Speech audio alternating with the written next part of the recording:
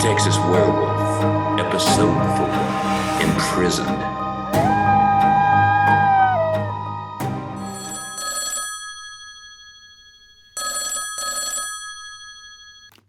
Damn, that's terribly inconvenient.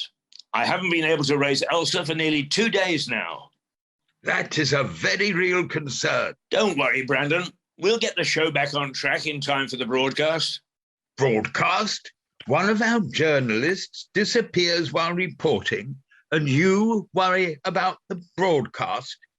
How can you be so callous? Think about how this might affect the station's liability insurance, how it might affect our wholesome image as a local, family-friendly broadcaster. It could be a public relations disaster, as well as financially crippling. I see your point. That is why I am general manager, Peter, because I see risks where others see opportunities. Quite. Should we be trying to track her down, then? The first thing is to produce a risk analysis to see how her disappearance might impact the station and to define appropriate mitigation scenarios to put before the board meeting next Thursday. Isn't that a bit late if we need to take action of some kind? Action? Peter, we don't want to take any action. That is a further risk. The important thing is to let the board know that everything has been assessed and we know exactly what action to take should they require us to take it. More important than actually taking the action? Precisely.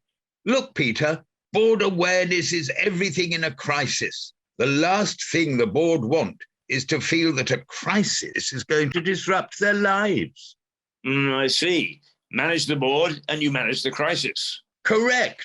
The actual facts hardly matter, as long as the board don't know them.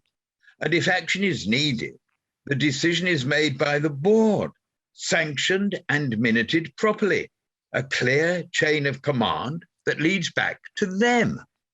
I get it. Keep the board fully informed with a sketchy version of the events and let them carry the can for any decision-making. Exactly. And as none of the board read the reports, no action will be necessary. Precisely. Risk analysis it is then. I'll get onto it right away.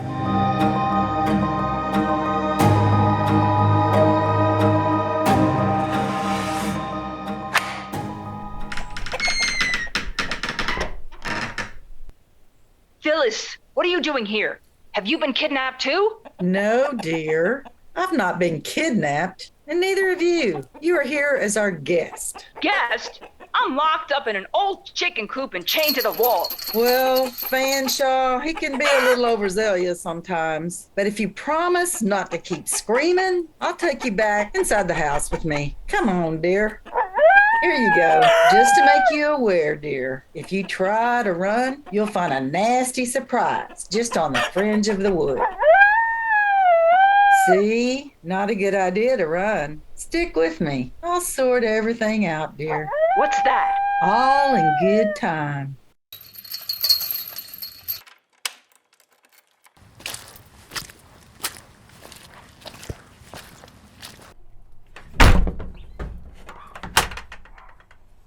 Welcome to our coven. Right. So you are a part of this witchcraft thing. Most people in the town join in some extent, some more than others. It's kind of part of our tradition, our heritage. My mother was high priestess, and her mother before that. So now I am. This is definitely weird. It's going to make a good story, though. That's one thing that won't happen. See, I said she was a threat. Couldn't we sacrifice her? We haven't had any good sacrifices in ages. No one gets sacrificed, Fanshaw, ever. You'll have to excuse Fanshaw, dear.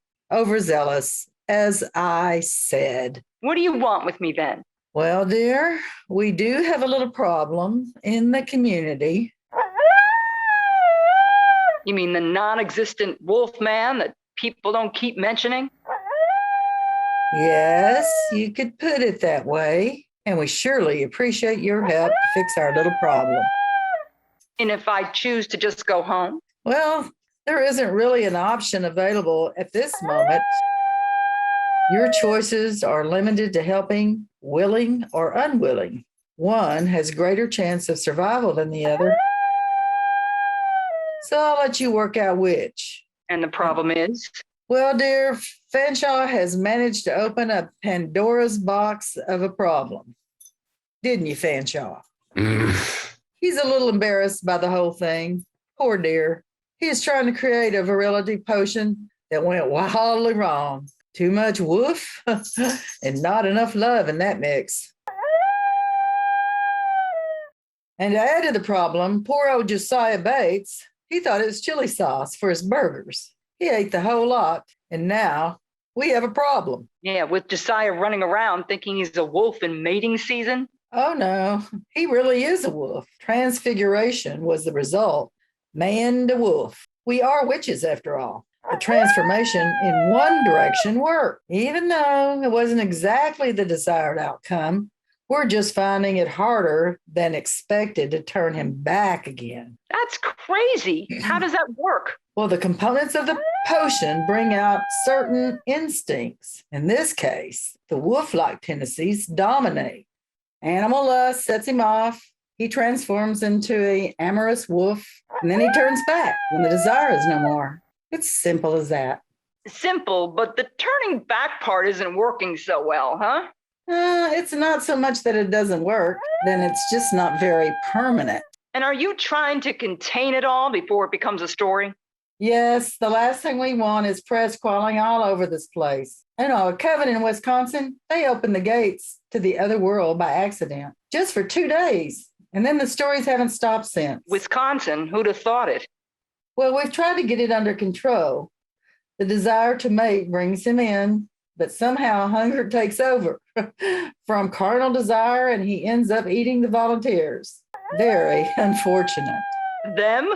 You've tried more than once? Yeah, we're on our third attempt. Once his hunger is satisfied, he pops back into human form, but it's only temporary. Something sparks him off again, and whoops, away he goes. And you're preparing to have another go? Yes. What idiot is going to volunteer for that job?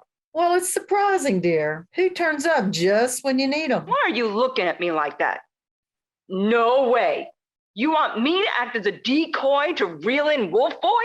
No, that's not so much a decoy, more as a bait. Right. That makes me feel a whole lot better. Well, you really don't have much choice. You snooped, you're here now, and it's convenient for us. Great. Fanshaw, better get her ready.